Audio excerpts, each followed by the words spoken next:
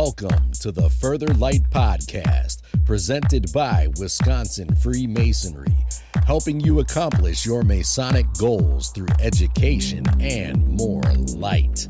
And now, I present to you, Brother Chris Ludke.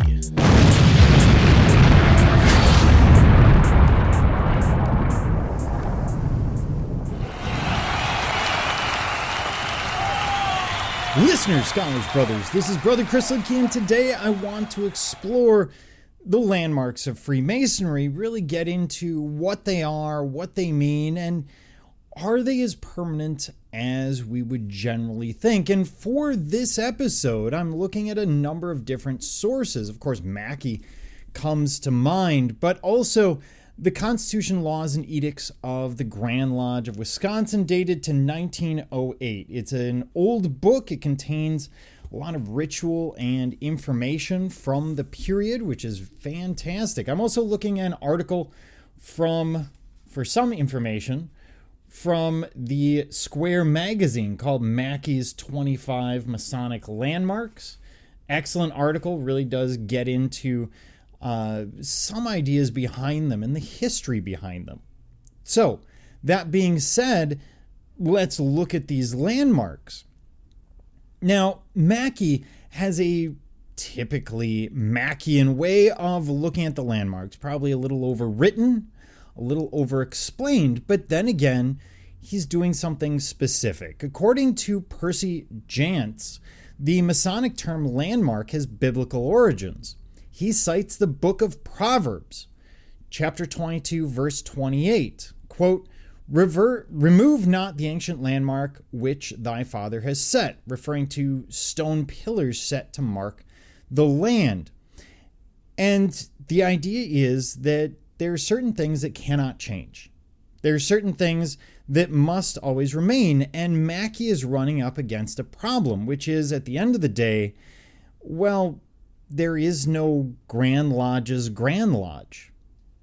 Every jurisdiction necessarily has slightly different rules and regulations. And so what Mackey is trying to do is set down some universal regulations that should apply more or less across the board. He also runs into a problem, which is any time you create a law, a rule, a regulation of any form, what you run into is people who will say, hey, that shouldn't apply to us. And so Mackey is using these terms very specifically. So he's looking at these ideas. He calls it the universal language, and the universal laws of Masonry are landmarks, but not so are the local ceremonies, laws, and usages which vary in different countries. To attempt to alter or remove these sacred landmarks is one of the most heinous offenses that a Mason can commit. However, let me point out that these are laws written by man, which means they are by nature fallible and changeable. And they've changed. People have explored them and looked at them.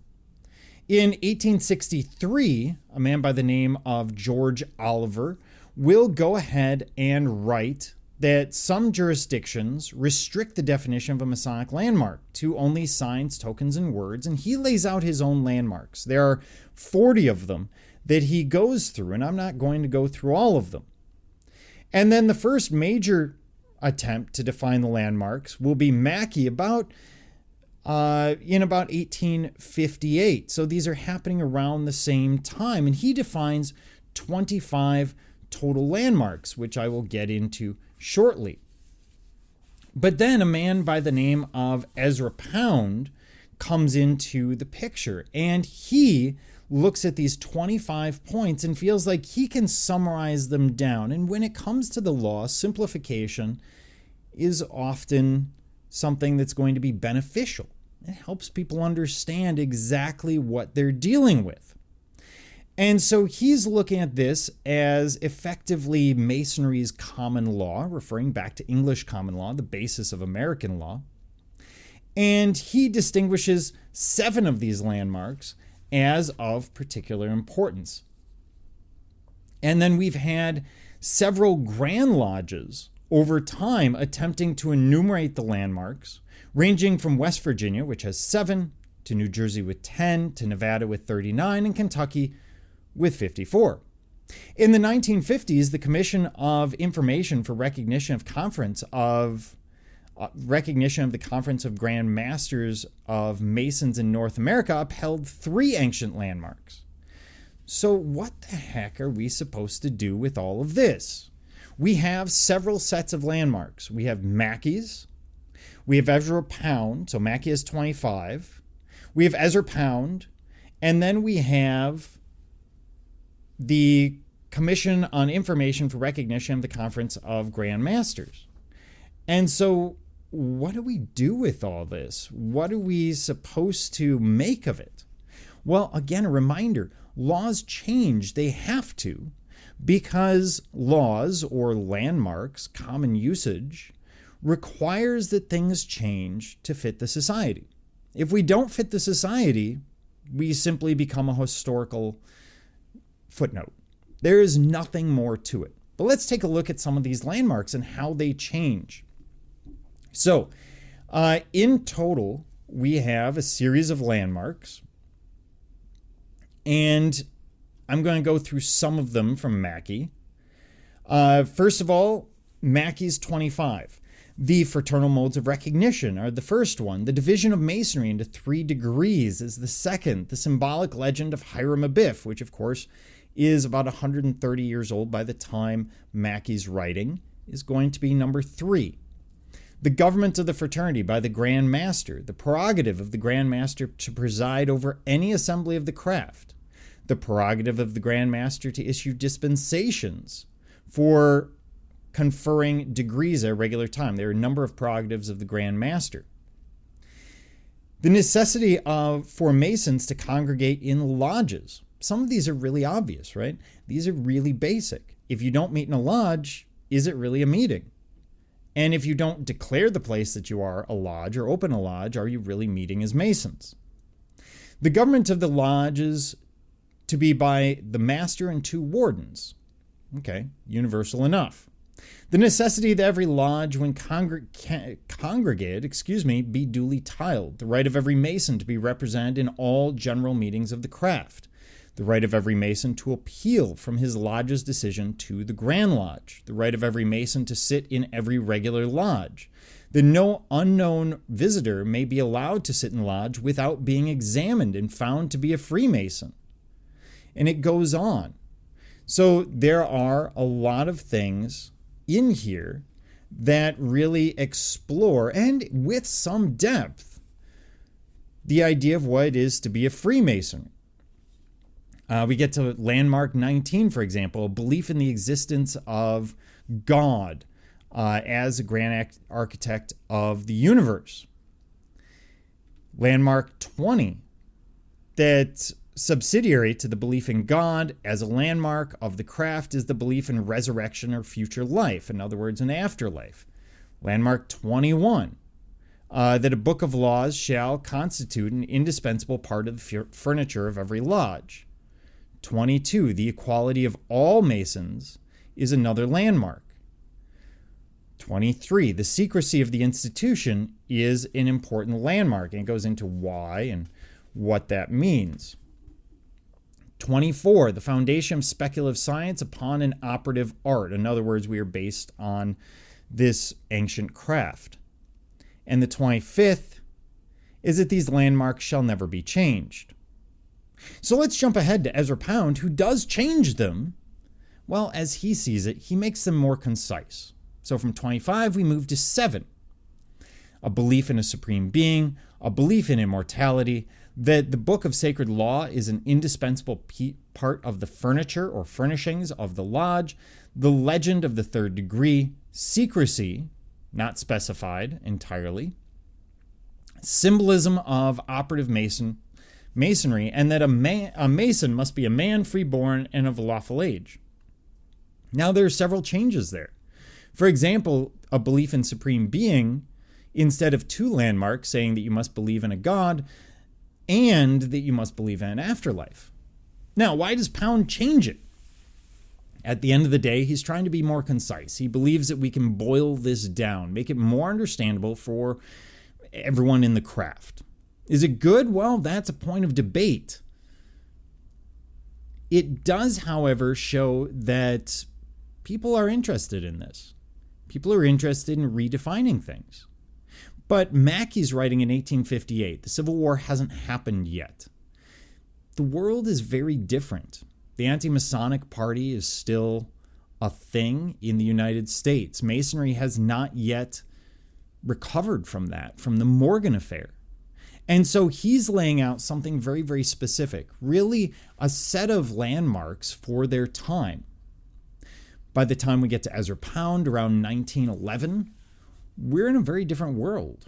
We're in an industrial world. We're in a world where time is of the essence, where suddenly most people are not agricultural.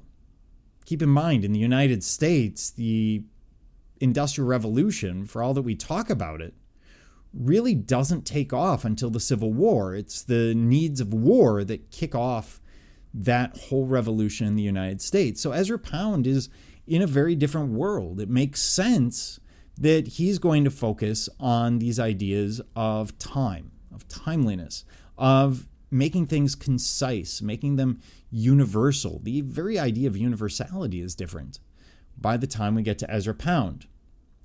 And in the 1950s, we have the American Grand Lodges attempting to enumerate, and they're going to again simplify the idea. They are going to look at Ezra Pound's 7 and Mackey's 25 landmarks. Keep in mind, landmarks are supposed to be things that do not change, and yet we are shifting them, and we're doing so 3 times in 100 years. And they boil it down to 3. Monotheism, an unalterable and continuing belief in God. The volume of sacred law, an essential part of the furniture of the lodge, and prohibition of the discussion of religion and politics within the lodge. So what is going on here? A landmark, by biblical definition, heck, by secular definition, is something that doesn't change. So why are we so into changing it? But again, it's really a sign of the times. By the 1950s, things are vastly different. Time is again of the essence. They're trying to boil down what Mackey's doing. Mackey's point is to be thorough, and they're trying to be concise. We're really at opposite ends of the spectrum, moving from 25 to 3. And so which one do you follow? Well, as Masons, it's not really our call. That's why we elect the people that we do to the Grand Lodge. They're the ones that make that decision for us. Wisconsin recognizes certain landmarks, and they use that as a basis for determining which jurisdictions we have agreements with. And in Wisconsin, it comes down to the Grand Secretary. At present, at the time of recording, Most Worshipful Brother Michael DeWolf. And he has the unenviable task of looking into the landmarks that are used in any given jurisdiction to determine whether or not they're reciprocation agreements, whether we recognize a specific jurisdiction or not. For example, if you look at the question of the volume of sacred law, and that's landmark 2 from the most recent landmarks that we see, the 3 landmarks, you will notice that it requires a volume of sacred law, which is why we can't recognize France, because their volume of sacred law is blank and therefore not really a volume of sacred law. Another interesting thing that stands out is we move from the very legal Mackean form, these 25 landmarks, to try and get into every element in detail, very much like, well, statutes today. If you read Wisconsin state statutes, well, it would be fairly similar. We are very, very thorough with laws, trying to cut off loopholes and everything else. Whereas when we get to the 1950s, what we get is a very broad definition of what it is to be a Mason. So we move from how Masonry functions to what it is to be a Mason. Really, these 3 things. It doesn't require everything. And when we look at the practical application, we see a mix. We see those who follow the 25 landmarks of Mackey. We see those who follow Pound. We see those that follow the Commission on Information for Recognition of the Conference of the Grand Masters of Masons in North America, which is an enormously long committee name. And they do so for different reasons. If I were to read through all of Mackey's 25 landmarks, which takes up pages in the book that I have, you would get a sense of someone who is trying to be as thorough as possible. By the time we get to the 1950s, we have people trying to be as universal as possible. And it's not about keeping people out or keeping people in. It's always about a recognition of the society that creates it. We are, after all, a product of our time. And I would say that moving forward, you could see other alterations, other changes. We could see another 40-point set of landmarks that becomes accepted. Or maybe there's a single landmark that someone comes up with that is so beautifully poetic and universal that it captures everything it is to be a Mason. The importance of the landmarks, though, is they do lay out Masonry. They do lay out our duties and the duties of specific officers, specific people that we choose. And they are important. They are the sort of thing that every Mason should become familiar with at some point. That being said, thank you for joining me, Brother Chris Licky, and the entire Further Light team on your quest to find more light through Masonry. Are you interested in learning more about Freemasonry in Wisconsin? Visit wisconsinmasons.org to learn more about Masonry and access further educational content and more light. Once again, that address is wimasons.org.